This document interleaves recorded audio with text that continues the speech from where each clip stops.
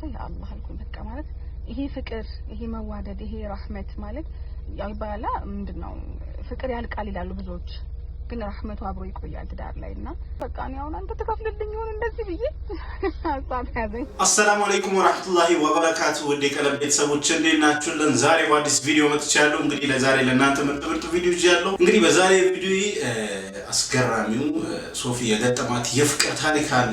እሱን ታጋራናለች። እስከመጨረሻው ድረስ ተከታተሉን። ቆንም በታውኑ የሚሆኑ እንዲሁም ሌሎች ምርጥ አስተማሪ የሆኑ ታሪኮች እንዲሁም የሚያዝናኑ ቪዲዮዎች አሉ። እስከመጨረሻው ድረስ እንድትከታተሉ ጋብዛለሁ። ታዲያ ቪዲዮ ላይክ በማድረግ እንድትጀምሩ ጋብዛለሁ። በቀጥታ ወደ ቪዲዮ 10,000 ብር ገባ እየተባለ ተቀማለ የተወሰነች አንዳንዴ እንደዚህ ሰደቃ ነገር ላይ እንሳተፋለንና ከወንድሞቼ ጋር የዚህ አይነት ነጭ ጤፍ ካየን 7 ዓመት ነው አንድ ሰው አንዷ ሴትዮ ደግሞ አስገራሚ የተናገረችው ጫማም ተገዝቶላት ነበርና 1997 ላይ ነው ጫማ የለበስኩት አዲስ ጫማ አለች። 1997 18 ዓመት አማሳይ ነው። የሆነ ቤት ስትሄድ ደግሞ ቋሚ አንድ ግለሰብ የ5,000 ብር ጫት የሚቀም አለ። የ5,000 ብር ቋሚ ምክንያቱም በልዩ ነው የሚመጣው የራይድ ወጪ ያለ የቀረው በሞተረኛ ታጅቡ መምጣት ብቻ ነው። አንድ ሰው እዚህ አካባቢ ቢደርስ ብሎ በሞተረኛ መታጀብ ነው የቀረው። ምንም የቀረው ነገር የለም። እንግዲህ ይህ ጉዳይ በጣም አሳሳቢ ጉዳይ ነው። በተለይ ወጣቶች ጋር በጣም በጫት ሱስ እየተጠቁ ይገኛሉ። እንግዲህ ብዙ ዝግቦች ይነሳሉ አይደል? ጫት ሐላል ነው ሐራም ነው ያው ኡስታዝ ድረስ ጋር የሚመጡ ሰዎች አሉና እዛ ጉዳይ ላይ እኔ ምንም ማለት አልችልም። ግን ጫት ጎጂ መሆኑን ሁላችንም እናውቀዋለን። ከዛ ውስጥ ተጨማሪም ደግሞ እስራፍ ነው።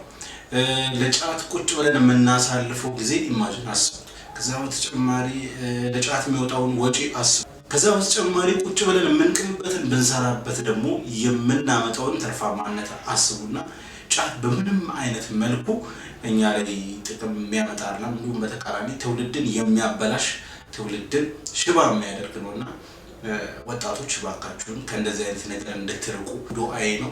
ወደ ቀጣይ ቪዲዮ ልሰዳችሁ። ሴቶች እንኳን ደስ አላችሁ።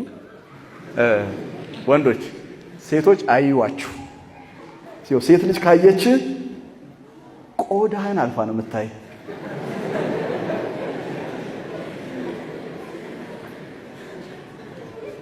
አጥንትህን አልፋ ማየት ትችላል። ኤክስሬ በለው።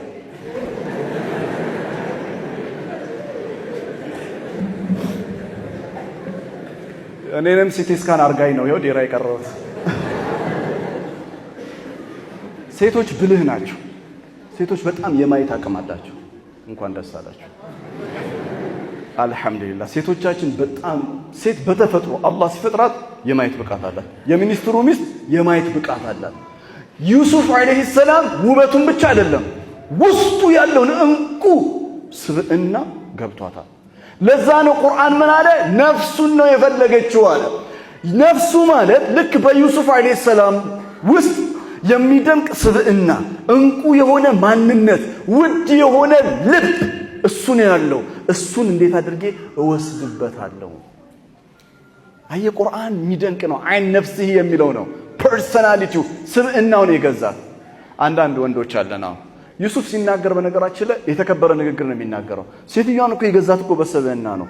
ሴቶች የሚገዙት ያላገባችሁ ሴቶች የሚገዙት ደረት ስላለ አይደለም። ደረት ብቻ ሴት ልጅ የምትፈልግ አርግ የምታስባል። አዎ ሴቶች ደረትም ይፈልጋሉ። እኔ እንኳን የለኝም ግን ይፈልጋሉ። ከቻልክ አንተ አንሳና ደረት ይኑር፣ እሱ ጥሩ ነው።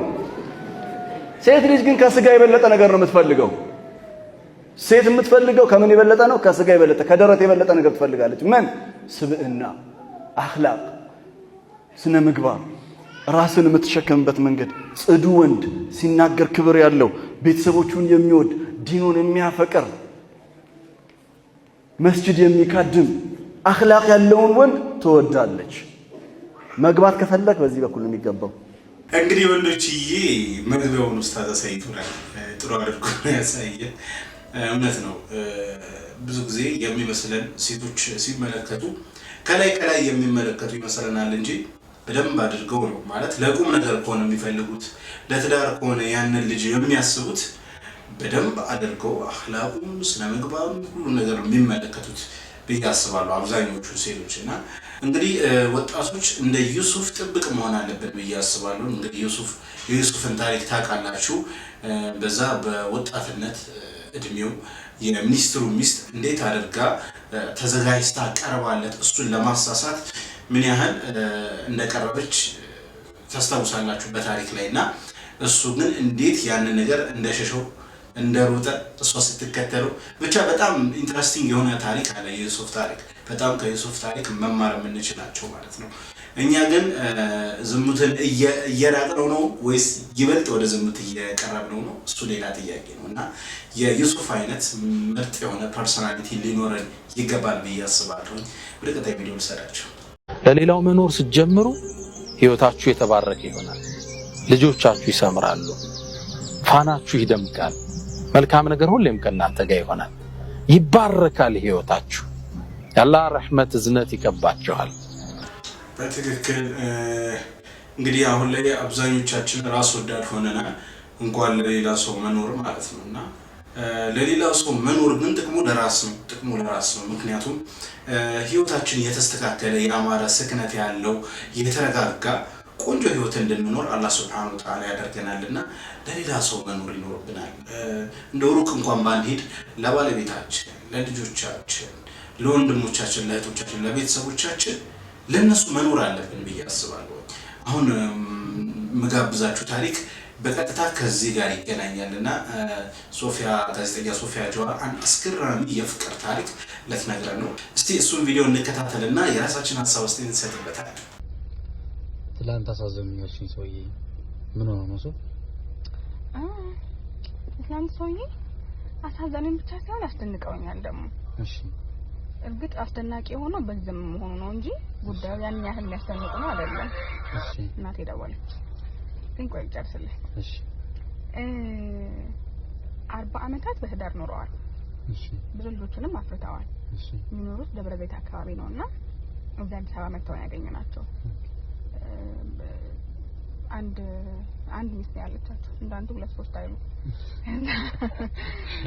እና 40 አመት ሲኖሩ ማለት ነው እሺ እና በጣም ታማለች ባለቤታቸው የካንሰር ነው ህመሙ ምናልባት ይድናል የሚል ተስፋ ደግሞ አላቸው አላህ ተስፋቸውን ያለምምላቸውና መታከም አለባት በደንብ እና አገር ውስጥ ያለው ህክምና በቂ አይደለምና ወደ ውጭ ሀገር ሄዳ መታከም እንዳለባት ሲነግሯቸው ማለት ነው በቃ ያንን ማድረግ የሚችሉበት ደግሞ ገንዘብ የላቸውም ያላቸው አማራጭ ምንድነው በጋራ የሚኖሩበት ቤት አላቸው ዳቦ የሚጋግሩበትም እንደዚሁ አላቸውና የሽያጭ ዳቦ ማለት ነው ከዛ ሁለቱንም ቤታቸውንም ዳቦ መጋገሪያ ማሽናቸውንም ሸጠው እሷን ወደ ውጭ ሀገር ወስዶ ለማሳከም ማለት ነው ሸጠው ፓስፖርታቸውን ተንብለው ቪዛቸውን አስመጥተው ምናምን ያገኘናቸውና ከዛ በቃ ሳያቸው ባለቤቴ ለማሳከም ብዬ ነው ንብረቴን ሙሉ ይሸጥኩት አሉ አላህ አልኩኝ በቃ ማለት ይሄ ፍቅር ይሄ መዋደድ ይሄ ረህመት ማለት ያው ይባላል ምንድነው ፍቅር ያልቃል ይላሉ ብዙዎች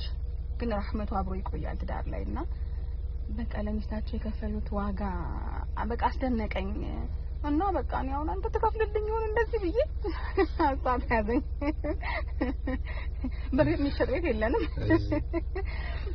ቤት የለንም ግን ኢንሻአላህ 40 ዓመት በትዳር ከኖርን በኋላ የሚሸጥ ቤት ይኖረናል ግን አላህ ያሽጠን ከዛ በኋላ በቃ ውድዬ ማለት ለባለቤታቸው እሷን ለማዳን በደጉ ጊዜ በጥሩ ጊዜ አብረን አሳልፈናል አሁን በመጥፎ ጊዜ እንዴት ተዋታለሁኝ እዚህ ያለኝ ንብረት ከሷ አይበልጥምና ለዛ ነው የሸጥኩት አሁን በቅርቡ ወደ ቱርክ እናቀናለን አሉና አላህ Subhanahu Wa Ta'ala እንግዲህ የባለቤታቸውን ጤና ሙሉ አፊያቸውን መልሶላቸው በደስታ በፍቅር በሰላም እንዲመለሱ እነሱ ወላሂ ዱአ ብታደርጉላቸው ላለሁኝ እኔ ወላሂ ዱአ አድርጌላቸዋለሁና እንዲህ አይነት መስዋዕትነትም አለ ለማለት ነው ተቀረጽከኛ አይቀርና ደግሞ እንደዚህ ያለ ቆንጆ ታሪክ ካካፈልከኛ አይቀር ደግሞ ፎሎ አድርጓት እውነት ለመናገር በጣም ማራኪ ታሪክ ነው ማለት ለባለቤታቸው የከፈሉት ዋጋ በጣም ደስ ይላል ማለት ምን አይነት ፍቅር ቢሆን ነው እንደዚህ አይነት ዋጋ እየከፈሉ ያሉት ያስበላል አይደለ? ዛሬ በውሃ ቀጠነ እየተጣሉ የሚፋቱበት ጊዜ ላይ ነው ያለው። ነገር ግን ባለቤታቸውን እንዴት አድርገው እየተንከባከቡ እስከ መጨረሻው መስዋዕትነት ድረስ ደርሰው እንግዲህ የባለቤታቸውን አፍያ እንዲመለስ ማድረግ የሚችሉትን በሙሉ ሰበብ እያደረሱ ነው። እንግዲህ አፍያ ከአላህ ነው አይደለ? ባለቤታቸውን አላህ አፍያ ያደርግላቸውና እሳቸው ግን የሚጠበቅባቸውን በሙሉ መስዋዕትነት ነው ያደረጉትና የእውነትም ሶፊ በዚህ ታሪክ ባትገረም ነው የሚገርመው። በጣም ደስ የሚል ታሪክ ነው። እንግዲህ ሁላችንም ከዚህ ታሪክ እንደምንማር ተስፋ እናደርጋለን።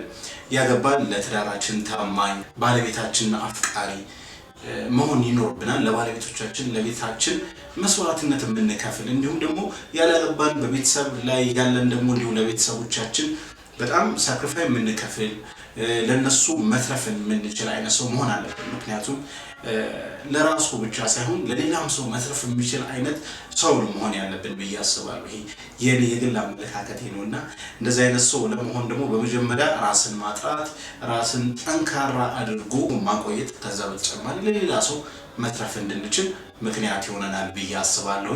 የዛሬው መልእክቴ ነው። ለማንኛውም ለዛሬ ይዤላችሁ የመጣሁት ቪዲዮ ይሄንን ይመስል ነበር። ቪዲዮውን ከወደዳችሁት ላይክ አድርጉ።